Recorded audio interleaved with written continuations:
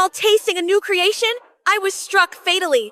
In the moment my life faded, the only obsession I had was to create a kingdom of desserts, where everyone could find joy in sweets. The gods granted my wish, giving me a chance to be reborn. When I opened my eyes again, I had become the child of a small lord in a remote territory.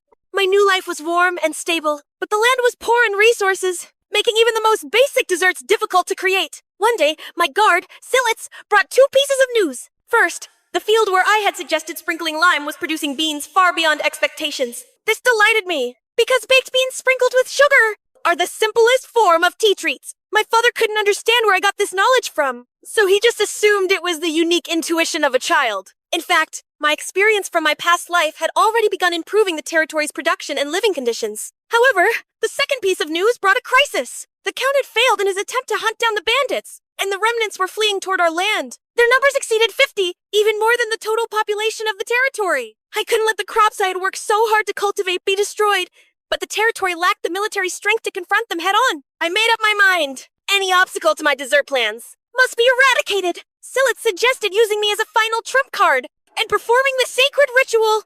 It was a rite of passage to adulthood, marking the entry into the real world of battle. My mother strongly opposed it, arguing that I was still too young, but my father judged that, with my sense of judgment and swordsmanship, I was already qualified. In the end, my mother only managed to secure 3 days to accompany me before I left. So, once again, I became the toy of the women in my family, forced to wear various cute outfits. As the only boy among 5 sisters, I had been a victim of the family dress-up game since childhood. On the day of departure, my father used teleportation magic, taking us directly to the capital. The marketplace there was filled with sweet-themed products I had never seen before, and my mind began to craft countless new recipes. But my current goal was still to complete the sacred ritual. The priest responsible for the ritual had a frivolous demeanor, even mistaking me for a girl. Once the ceremony began, I was bound and forced to drink a bitter potion, then locked in a dark space alone. The device illuminated, and as long as I endured until the end, I would gain magical power.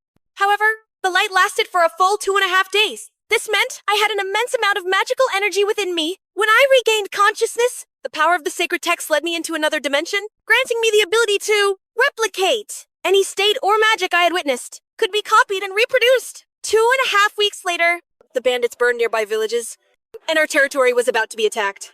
My father began to consolidate supplies and manpower, but he knew that if it turned into a war of attrition, there would inevitably be casualties. Under my command, the children prepared projectiles and set up warning signals. As night fell, the bandits launched their attack. In the chaos, I stepped forward to protect my companions, but I was